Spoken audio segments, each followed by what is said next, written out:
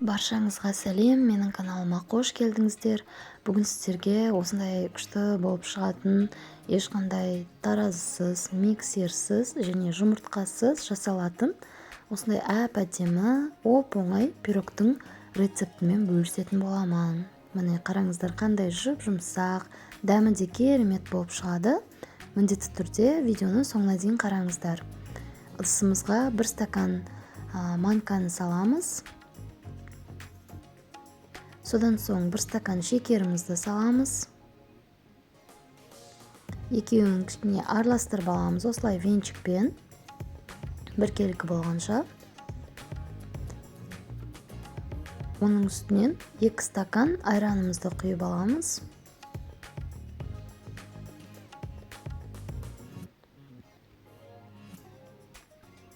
Және де оны да жақсылап араластырып аламыз, осындай біркелкі масса болғанша.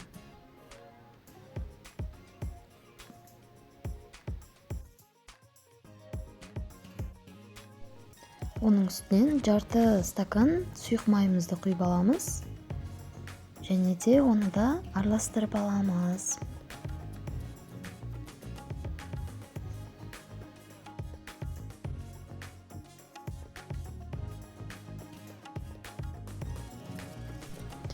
Енді оның үстінен 1 шай қасық разрыхительді қосамыз.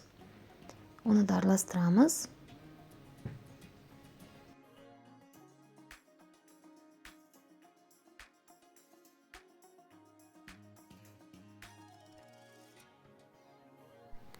Содан соң 1 стакан ұнымызды осылай ситодан өткізіп аламыз.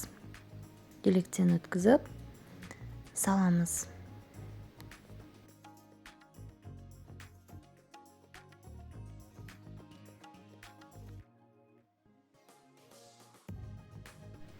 Біркелкі масса болғанша венчикпен араластырамыз жақсылап.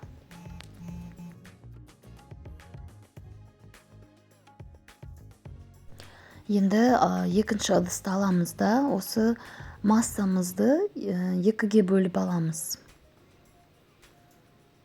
Өйткені біреуіне какао қосып шоколадный масса жасаймыз.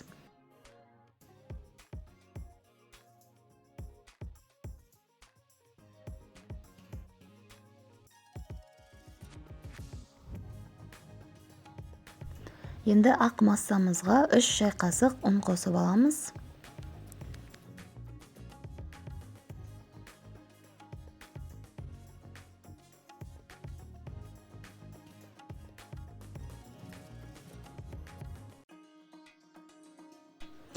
Екінші массамызға 3 шай қасық какао қосып аламыз.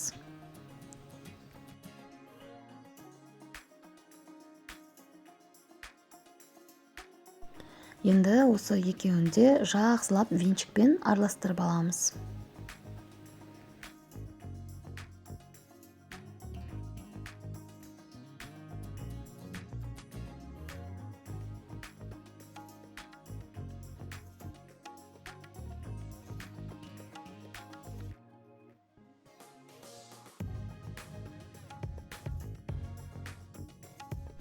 Формамызға пергамент қағазын осылай қойып қоямыз.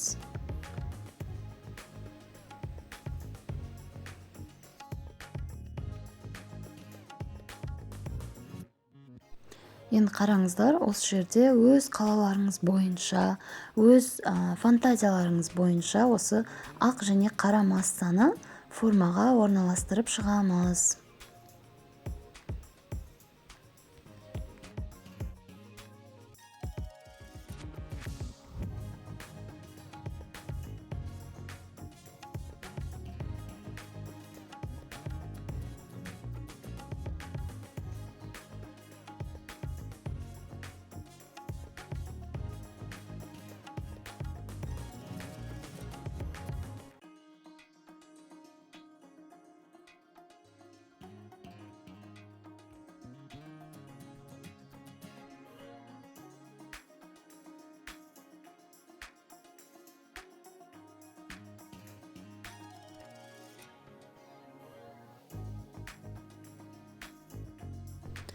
Соңында осылай күштілеп узор салсаңыздар болады, өздеріңіз қалағандай.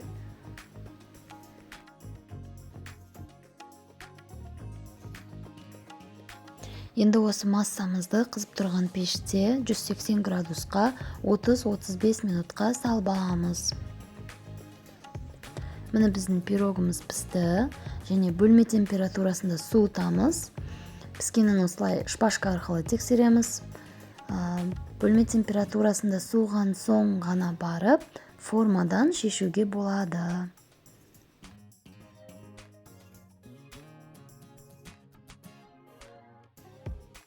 Менде форманың диаметрі 24 сантиметр. Мұны менде қатты биік емес, қатты кішкентай емес, орташа биіктіктегі пирог шықты. Сіздер өздеріңіз қалаған диаметрдегі форманы алсаңыздар болады. Егер кішкентай диаметрін алсаңыз, биіктеу болып шығады. Ал егер үлкенін алсаңыз, бойы кішілеу болады. Пирогымызды кесіп көреміз. Пирог өте жұмсақ, өте дәмді. Үйге балапандарыңызға, шай ішкенге жасап көрсеңіздер болады. Бір отырғанда тауысып қояды балапандар. Іші осындай өте әдемі болып шығады. Видеоны соңына дейін қарағандарыңызға рахмет. Сіздерге видео ұнаған болса, лайк басып, парақшама тіркеліп кетіңіздер. Дәл осы рецептпен міндетті түрде жасап көріңіздер. Егер осы рецептпен жасасаңыздар, комментарийге жазып кетіңіздер. Келесі рецепттерде кездескенше.